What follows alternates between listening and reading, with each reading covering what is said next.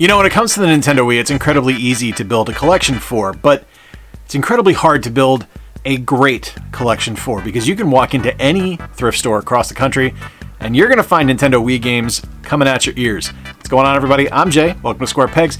We're doing another entry in the $100 Challenge series where I build you a game collection for a particular console for under $100. Today, as I mentioned, we're looking at the Nintendo Wii, and I have got 9 games for you to check out. We're running the gamut across all kinds of different genres. So let's kick things off with our first game right here. From Atari, this is Ghostbusters, the video game. Now, if you own Ghostbusters, the video game remastered on modern consoles, then you're pretty much already set. You don't really need this one. But if you haven't played it, you owe it to yourself to play the Wii version, because this version of the game is spectacular. With fantastic visuals, a wonderful voiceover cast featuring literally everybody from Ghostbusters, you get to put yourself in the role of a new Ghostbuster just joining the team, trying out all the new equipment that they're experimenting, and you're going through New York City and busting ghosts. I mean, it pretty much answers itself there. It's kind of the dream. Like, if you grew up in the 80s, you wanted to be a Ghostbuster, this is your chance to do so. You can play this up to 2 players. You're going to battle all kinds of classic enemies in the game: Stay Puft, Marshmallow Man, Slimer, and a bunch of new ghosts. You're going to find all kinds of collectibles in the game. You're going to be collecting pieces of Tobin's Spirit Guide. You're going to be scanning the different spirits and actually adding them to your collection so you can see them. It's a really fantastic game. This is one of the better licensed games that's been out in probably the last 15 years. Absolutely fantastic title. Definitely worth checking out. And it's coming in at a fantastic $11.57. PKE meter is the cornerstone of any supernatural investigation. Works like a divining rod. Pointed at and this signal looks just like... Next up is our first game from Disney.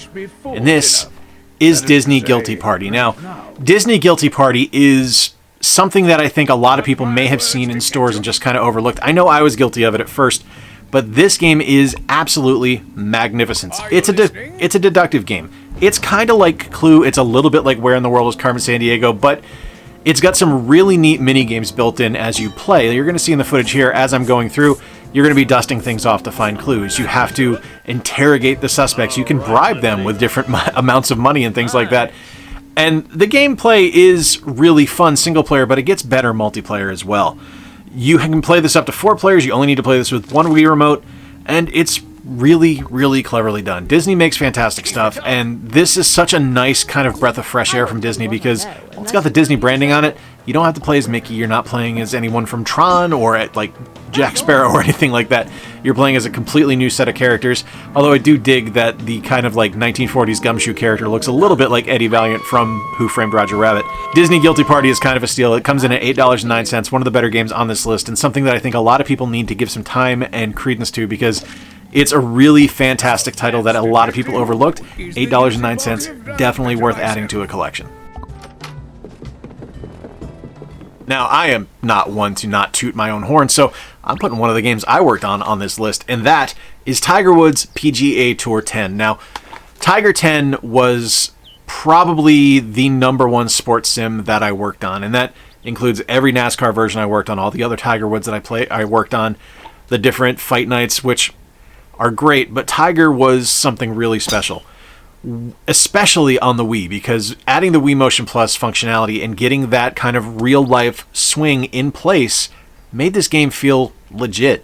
Now, it didn't look as good as its PS3 and Xbox 360 cousins, but the Wii version, as far as I'm concerned, was the best version of this title. You had a full host of courses. You had a fantastic cast of golfers. The gameplay in it is spectacular. It feels like real golf, because you actually have to swing, you have to measure your shots, how much power you're putting into them, the angle that you're actually striking the ball. It's not just as simple as pulling back and pushing forward on a thumbstick. You're actually playing.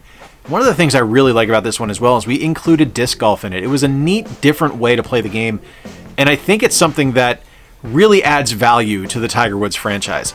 Tiger Woods PGA Tour 10 comes in at $8.20 complete in box, and again, I worked on this one, so I may have a little bit of bias on this one, but one of the best sports games on the Wii, and something that I think a lot of people would enjoy if they give it a shot. Next, now you guys know I'm not big into survival horror. I need something to really hook me in a horror game for me to be interested in it. Like, for example, one of my favorites is Lollipop Chainsaw, and I think that hooks me because of James Gunn's involvement and because of the script and the writing in that game. It's absolutely magnificent. But the best of the bunch as far as I'm concerned, like the absolute most immersive, best playing, just like most wonderfully tuned survival horror game out there is Resident Evil 4 for the Wii. This game puts you in the role of Leon. You're going through, you are put in kind of this immersive, creepy environment where he is on a special mission to rescue the president's daughter. And as you go through, you're going to aim with the B button, or you're going to zoom in with the B button, and then you actually have to pull the trigger with the A button as you're aiming, and you move around the view screen with the thumbstick on the Joy-Con. It's a very well done version of a light game, and I think that really puts a lot of value into this game, because light gun games now are so hard to find that are well done, especially with modern televisions, because you can't really do them. But a sensor bar and a Wii remote really kind of makes those games fun again, and Resident Evil 4 is one of the better ones. Now, I'm not saying it's the best, I'm not saying it's the ultimate light gun game on the Wii. The other ones are just a hell of a lot more expensive. Resident Evil 4 for the Wii comes in at $10.63 complete in box. It is an absolutely fantastic game, and if you don't want to play with a Wii remote, you can actually play this with a classic controller as well that attaches to a Wii remote. So you can actually play it with sticks if that's what you really want to do, but I think you are letting yourself down if you don't play it with a Wii remote, because it's just such a beautifully controlling game, and it's truly, truly immersive. This one will get some eyebrows raised, but trust me when I tell you, Epic Mickey needs to be played. Now, is it a perfect game? No. By any stretch of the imagination, it's not a perfect game. There's long load times, there's choppy animations, there is definitely some probably not optimized tuning of controls with the Wii remote, but if you love Disney like I do, this is going to take you on kind of a history tour of Disney and Disney animation studios and the different movies and things like that that were involved with Walt Disney. And it puts you in an awesome adventure where you get to play as Mickey, and you go through and you kind of build up the world, or you eliminate parts of the world with your paint or your paint thinner. And it's a really cleverly done 3D platformer. And this tries to be ambitious with the things that it does, and unfortunately some of the things aren't perfect, but I do think that this is a wonderful game, and I think there's a lot of stuff involved here where if you are a Disney fan, if you're a Disney buff like me, it's well worth picking up. And even if you're not, it's a $4.60 game complete in box, and I really think that while it didn't live up to expectations of what its initial design was and what it was initially presented as, it's an absolutely wonderful game. This and its sequel are both really good, but we're going with Epic Mickey, the first one, for $4.60.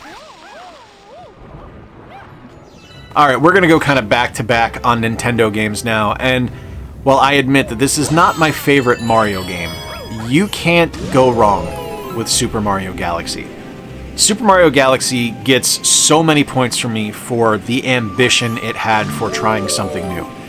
It took classic Mario 3D platforming like we saw in Super Mario 64 and Super Mario Sunshine, and really just did something crazy with it and made it so it was nothing that we would have expected that we had ever seen before, by having the different worlds that wrapped around where you were able to kind of traverse these little micro planets and almost having to solve like a particular level. It felt a little bit like what if Super Mario Brothers, the first game, was done as a 3D platformer where you had these kind of bite-sized levels with things that you had to solve, but it was still super fun, and it was still super fun to keep moving through and discover the new power-ups and the new gameplay options that were presented. Super Mario Galaxy is an amazing game. It looks fantastic, and it still plays brilliantly well. I actually think it plays better here than it does on the Switch version on 3D All-Stars.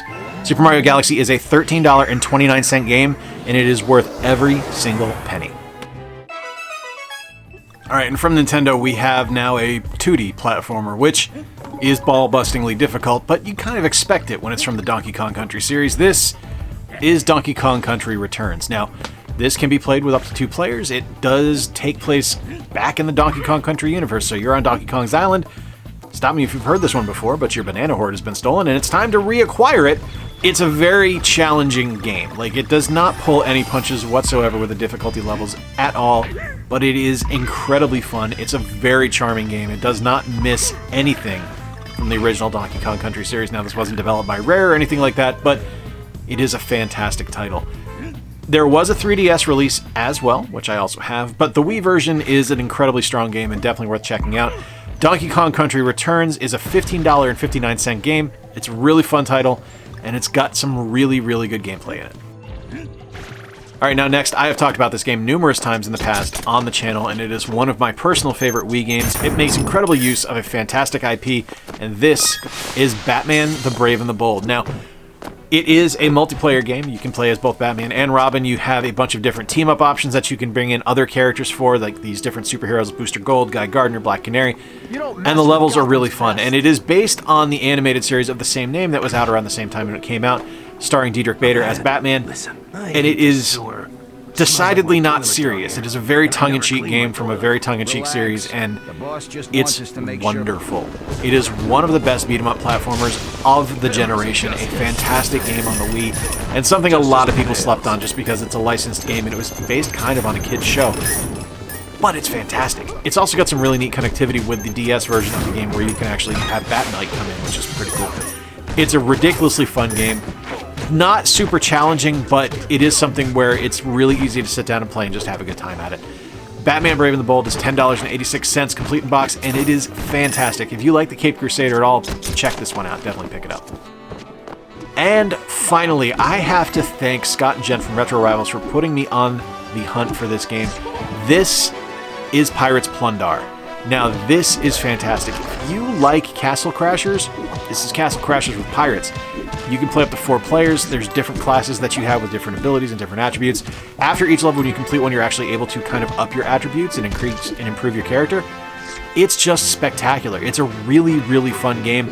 It's a challenging beat 'em up too. Like, it can be very hard, but when you have more players playing at the same time, it's really fun. It's not an expensive game. It's only $15.85, which actually, that does make it the most expensive game on this list, but it's still really fun, and it's a really great game.